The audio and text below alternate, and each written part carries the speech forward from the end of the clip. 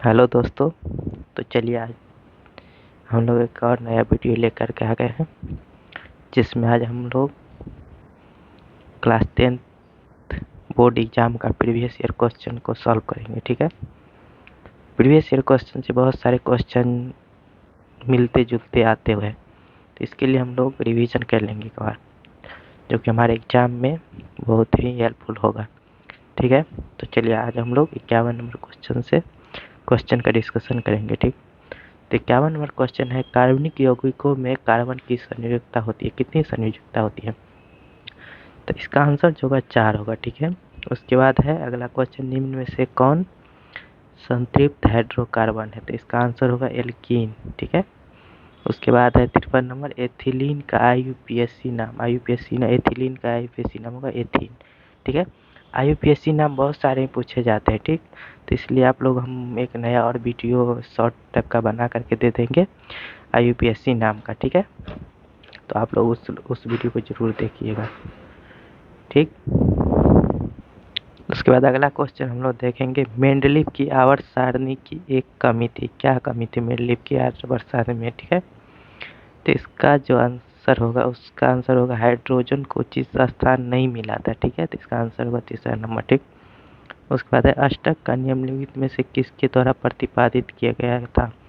तो अष्टक का नियम जो है वो न्यूलैंड्स के द्वारा प्रतिपादित किया गया था। ठीक है, उसके बाद अगला क्वेश्चन है, निम्नलिखित में से कौन यौगिक सबसे अधिक क्षारीय होगा? तो इसका आंसर जो होगा Na2O, Na2O दूसरा नंबर क्वेश्चन है Na2O। ठीक है, उसके बाद अगला क्वेश्चन है, किरणों के समूह को क्या कहते हैं? किरणों के समूह को किरण पुंज कहते हैं या प्रकाश पुंज कहते हैं या ए या बी दोनों कहते हैं? तो किरणों के समूह को प्रकाश पुंज भी और किरण पुंज दोनों सेम ही बात हुआ, प्रकाश और किरण। ठीक, तो ए और बी दोनों होगा। ठीक, किरण पुंज हुआ कि एक किरण सीधी निकल जाती है, प्रकाश जो फैलती हुई जाती है। ठीक, और उसके बाद अगला क्वेश्चन है, प्रकाश की किरणें गमन करती है, प्रकाश की किरणें हमेशा सीधी रेखा में गमन करती है। ठीक है, और इससे पहले का क्वेश्चन था एक क्वेश्चन की अंतरिक्ष काला क्यों दिखाई देता है? ठीक है, क्योंकि वहाँ पे वातावरण वायु नहीं होती है। ठीक है, वो खाली होता है पूरा, इसीलिए वहाँ पे काला हमेशा दिखाई देते रहता है अंतरिक्ष। ठीक है, उसके बाद अगला क्वेश्चन है, अवतल दर्पण किस प्रकार का दर्पण है? तो अवतल दर्पण जो है वह अभिसारी दर्पण होता है। ठीक है, उसके बाद अगला क्वेश्चन है, कार की हेडलाइट में निम्नलिखित में से किस प्रकार के दर्पण का उपयोग किया जाता है? तो कार की हेडलाइट में जो हमेशा अवतल दर्पण का उपयोग किया जाता है। ठीक है, उसके बाद अगला क्वेश्चन है, अवतल दर्पण की फोकस दूरी होती है, अवतल दर्पण की फोकस दूरी हमेशा ऋणात्मक होती है। ठीक है, उसके बाद अगला क्वेश्चन है, किस दर्पण में हमेशा वस्तु से छोटा प्रतिबिंब बनता है? तो उत्तल दर्पण में। ठीक है, उसके बाद अगला क्वेश्चन है, वायु में प्रकाश की चाल निर्वात की अपेक्षा क्या होती है? वायु में प्रकाश की चाल निर्वात की अपेक्षा क्या होती है? कम होती है। क्या होती है? कम होती है। ठीक, उसके बाद अगला क्वेश्चन है, प्रकाश द्वारा प्रदर्शित कौन सी घटना तारों की टिमटिमाहट में प्रदर्शित होती है? तो इसका जो आंसर होगा वो अपवर्तन होगा। ठीक है, अगला क्वेश्चन है, कल्पक्कम नाभिकीय विद्युत संयंत्र किस राज्य में स्थित है? तो कल्पक्कम जो होगा वो तमिलनाडु में है। ठीक है, उसके बाद है, घरेलू गैस एलपीजी का प्रमुख अपव्यय है। तो मतलब इसका कहने का मतलब हुआ कि घरेलू गैस में कौन सा गैस का उपयोग किया जाता है? ठीक है, एलपीजी में कौन सी गैस रहती है?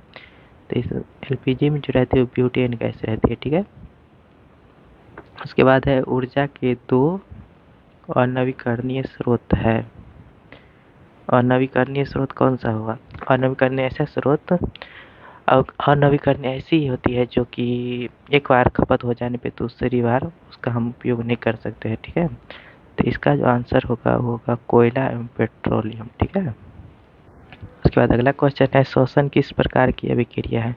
श्वसन किस प्रकार की अभिक्रिया है? तो उपचयन अभिक्रिया है, ठीक है। उसके बाद है इलेक्ट्रॉन के स्थानांतरण से बने यौगिक कहलाते हैं।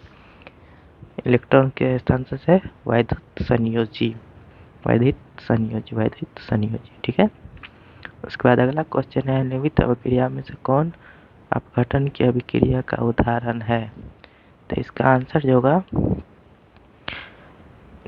2KClO3, उससे अभिक्रिया करके बनेगा KCl प्लस 3O2। इसका आंसर तीसरा नंबर होगा, ठीक है। उसके बाद अगला क्वेश्चन है निम्नलिखित में किस में टार्टिक अम्ल पाया जाता है? तो टार्टिक अम्ल जो पाया जाता है वो आपको इमली में पाया जाता है, ठीक है, ना कि संतरा में। इमली में पाया जाता है टार्टिक अम्ल, इमली में पाया जाता है। अगला क्वेश्चन है बुझे हुए चूने का रासायनिक नाम क्या है? बुझे हुए चूने का रासायनिक नाम है कैल्शियम हाइड्रोक्साइड। कैल्शियम हाइड्रोक्साइड मतलब चौथा नंबर, ठीक है। उसके बाद अगला क्वेश्चन है मैग्नीशियम आवर्त सारणी के किस समूह का सदस्य है? तो आवर्त सारणी का दूसरे समूह का सदस्य है मैग्नीशियम, ठीक है, तीसरा नंबर होगा, ठीक। उसके बाद अगला क्वेश्चन है आवर्त सारणी में कितने आवर्त होते हैं? तो आवर्त सारणी में जो होते हैं 7 आवर्त होते हैं, ठीक है। उसके बाद अगला क्वेश्चन है निम्नलिखित में से कौन जल संचयन की प्राचीन विधि नहीं है?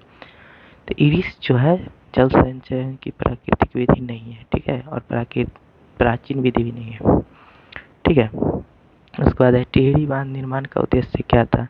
बिजली उत्पादन, भूमि सिंचाई, जल आपूर्ति, इनमें से सभी, ठीक है। उसके बाद अगला क्वेश्चन है अपशिष्ट प्रबंधन की नई अवधारणा है। अपशिष्ट का जो प्रबंधन होगा उससे क्या होगा?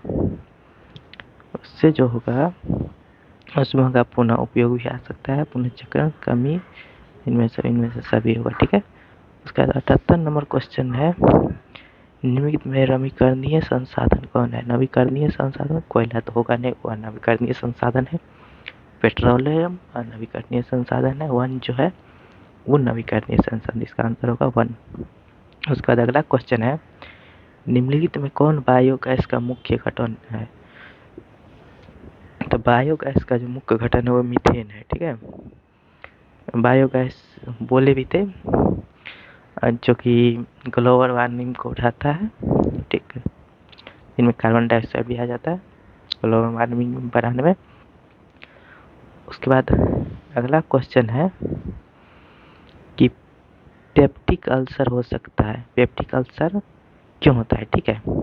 तो इसका आंसर जो है लंबे समय तक भूखे रहने से, ठीक है। तो हम लोग का आज का क्वेश्चन समाप्त हो गया, ठीक है।